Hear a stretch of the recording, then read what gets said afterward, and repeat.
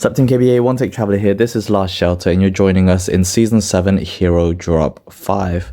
Now, of course, we'll dive into this and you can see from the get-go we have 4 of some of the top heroes that you can get in this hero drop with a very different Retrograder, kind of uplifted. He's grown a bit more of a beard. His hair is kind of fleshed out and just overall looks very different facial wise while still having arms of a Greek god, but you'll find him alongside SX, Huntress, Kamikaze and Glutton. They are the headlining 4 featured and they will make a total of 7.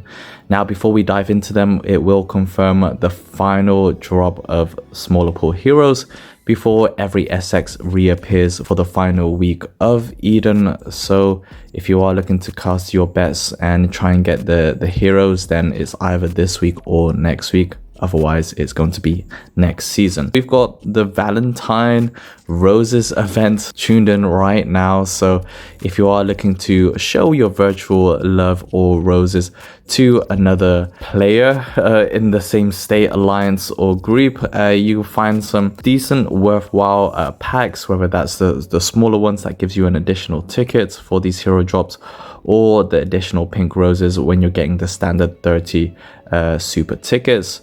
You can get that as well as the polymer crystal packs and some war badges. So if you want to get some discounts on those as well as access to some of the hottest base APC and the new hero skins for Hummingbird, then check out my Last Shelter partner Leo's VIP club to learn and get them. I'll put the link down below. So yeah, let's get started.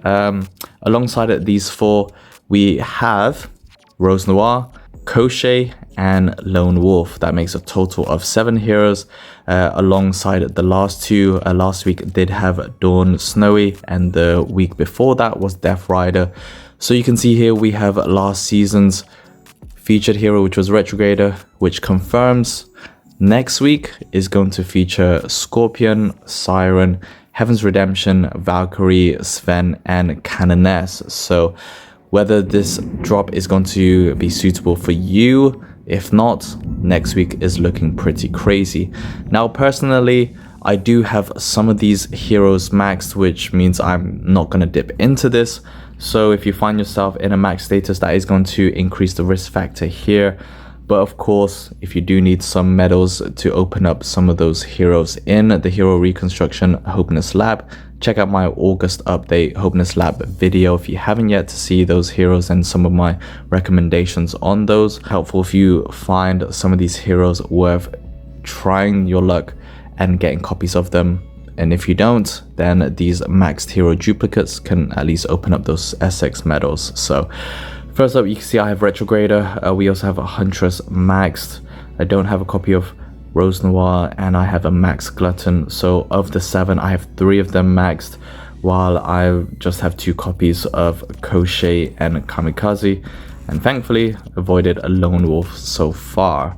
Now in terms of the risk, it's primarily Lone Wolf. I think this is pretty good. Again, it kind of depends if you already have other heroes that are going to build nice formations. You're not going to find formation building heroes in this particular set because it's just a splash of each troop type for vehicles, fighters and shooters.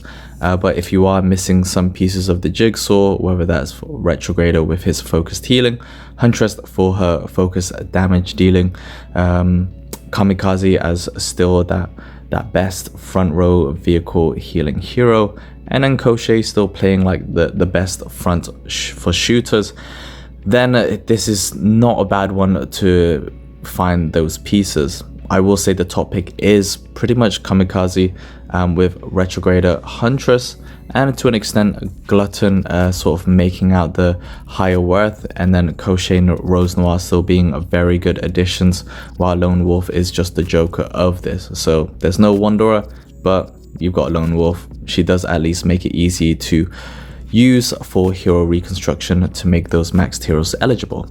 Quick look, so Retrograder, again, I like his versatility, being able to run all troop types. He's still the only SX hero where you can do that. So depending on who he runs, he will provide additional troop effects. whether that's with fighters, damage reduction of 35% to his squad. With vehicles, he's going to damage debuff 2 random enemy squads that can stack up to 8 layers, which is minus 64%, which is good. And then shooters, 65% evasion chance for the first 3 rounds. I tend to find myself running Retrograder more with vehicles and shooters. They are going to make a very big difference. But if you do need to run fighters in an all fighter formation or taking cities with the highest destruction power, Retrograder is nice, so I like his versatility a lot. His main skill is water gun. It doesn't trigger as often as the 50% chance says, but it does enough with a very high and still the highest recovery rate at 270%. He does also clear debuffs. That being said, you need to make sure all of the heroes in that formation is at least awakened.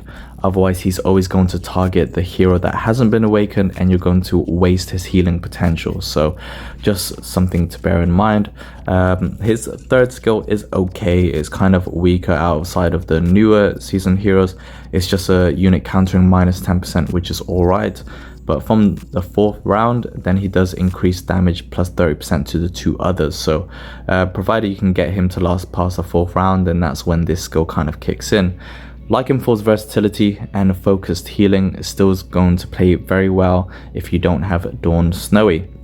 Next up we have Huntress. Again, she's a great focused damage dealer, but does require a lot of good support heroes around her to get the maximum damage potential out of her. The main one is Deadly Claws. It's going to increase damage up to 810% if the troop count of the squad that she is hitting is less than 50%. A 35% chance is not too bad, but if you amp her up with support heroes, then you'll find this triggering with greater regularity. She is more of a troop attack focused hero, so like with Captain Ivanov or Nomad, having her with Anna and Predator is going to unlock more of these passive skills. Wild Pounce is okay. It's that 50% chance, which does trigger actually higher than what it says, and definitely much better than Retrograder's healing. And this is mainly for that 50% chance to inflict suppression on 1 random enemy. That being said, the actual net percentage for that suppression is 25%, so it's pretty low, which means there's a 1 in 4 turn chance that this is going to suppress. But again, you add the normal attack frequency, then you might find this triggering well. The main reason why you would go for her is she will attack the hero squad in the same position on the enemy's side. So if she is in the back row, she will target the back row, which makes it far easier to reach those harder to reach heroes, compared to all the other damage dealers that we have so far that are kind of randomized or within the range. She is going to lock.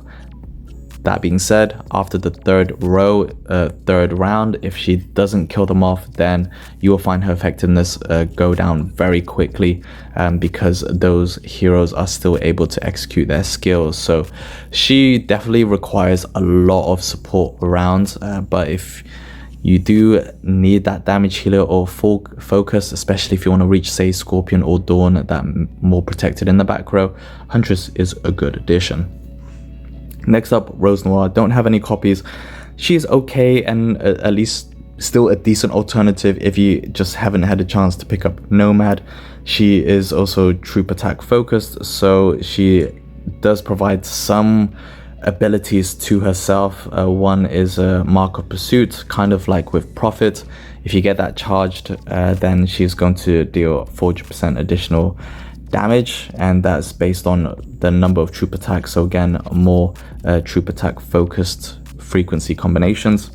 Stealth combo, this is where she can kind of amp herself up. 35% chance isn't that high, but if it does execute, it will give her 1 additional normal attack that lasts for 2 turns and is immune to disarm. So this is going to increase her frequency. You can kind of hot swap her instead of Huntress if you don't get her with Anna and Predator. She's going to execute well, or all shooter formation, Crochet, Predator, and Rose Noir. And then her final skill is kind of a lottery depending on what it lands on, it could be better than others. So whether that's troop recovery block, which would be nice, sadly it's only a 1 turn and requires a 35% chance to trigger, and that's going to kind of at least activate the prerequisite after every 2 normal attacks. So this skill is a little bit hit and miss. Sometimes it's going to be more useful than others. For example, applying a disarm when the enemy doesn't disarm is going to be wasted, whereas if you're up against those high healers like Dawn and you reach the troop recovery block, then that's going to be super helpful. So a little bit hit and miss, lacks the consistency, but she's still going to be decent with her normal troop attack frequency. Next up we have Glutton, who I do have maxed, still making my way with the hero reconstruction, kind of got them all to epics, but Glutton's going to make a very solid front row, ideally for your defensive queue, and with the lab reconstruction I find can open him up a little bit more in terms of his effectiveness and relevance in greater combinations. He's kind of all round, so he has some form of counterattack, which is 50%, doesn't trigger all too often, and the damage is okay, but I do like that 50% chance to get the huge skill damage reduction. A per turn skill, so again doesn't really have that kind of consistency that I would like, especially compared to other counterattack heroes, but not too bad. I find he works best from his Wind and Dined, which provides an 80% chance to apply complete troop recovery block for 1 turn. You can see its normal attack, so if you can increase that normal attack frequency, then there's a higher chance of applying that troop recovery block. And there's also a 70% chance to bestow Clear-Minded. That's just going to provide a full immunity. It is only for 1 turn, and again we'll try to reactivate per round, but to protect your damage dealers or to make sure they aren't affected by those counters so you can keep triggering those damages, then this is a very nice protection. In theory, looks good. In reality, doesn't work as often, but you could find it working in very key moments. Finally, we have Unhinged Binge, which is where I kind of say ideally he should be in the front row. It means he's just going to take, all allied squad will take minus 20% less damage for the first 3 turns. Not a huge deal, but 20% less damage is actually still pretty good. And then from the 4th turn, you're going to get nice healing potential from the damage dealer, so they do need to be in the back row. But based on that damage, then he will receive 40% in healing for the remainder of battle, which can translate very well if you have high damage dealers like Hummingbird, Nomad, even Siren, or just the way of how you can get those damage skills activating nicely. Lone Wolf, not going to speak too much about her. Again, she's just not going to stack up, really just best for hero reconstruction. And yeah, just if you get copies of her, don't feel bad about it. She is the Joker, but you can definitely use her for hero reconstructions. And then finally we have the last 2. So Kamikaze, again, whether you had good luck or not, Kamikaze I will say is the best pick in here, and is the reason why you'd want to drop your tickets if he has kind of eluded you in previous drops and seasons. He's still by far the best front row vehicle hero. His healing over 2 squads and that 96%, someone just pulled Kamikaze, is going to really provide a lot of survivability and protection. His one-man legion is okay. It's a damage debuff from the enemy to his own squad, but also siphons 30% damage from the enemy to your own friendly squads. So this is a nice add-on. You definitely want to awaken him just to take advantage of his healing if you only have a 2nd copy like I do. But again, his healing rate is definitely nuts and vastly superior compared to Crusher. And then Koshei, again, we don't have that much viable shooter front row heroes, but when it comes to the best, Koshei is pretty much up there. If you don't get him but you get Retrograder, running him with shooters is also going to be crazy good because of that really high frequency of evasion and his focused healing. But Koshei is a nice way to amp up those basic troop attacks from his bullet hail. It is a combat skill, so it can be countered and pre-exposed from the front. If it does trigger, it allows 2 friendly squads to attack twice with 30% increased damage, so that would be a nice offensive support skill, and then ambush is passive and it's just his healing ability. It's nice, it cannot be countered. 50% chance this does trigger very regularly. The damage is okay, but kind of irrelevant here. It's more of his recovery, and it's 67%. So it's decent enough. It's going to give him a bit more defensive tankiness. But again, if you get Crochet, he'll be a nice in an all-shooter formation, or at least a normal troop attack type of combo. If you don't get him and you get Retrograder, you can interchange, and Retrograder will still be pretty effective otherwise.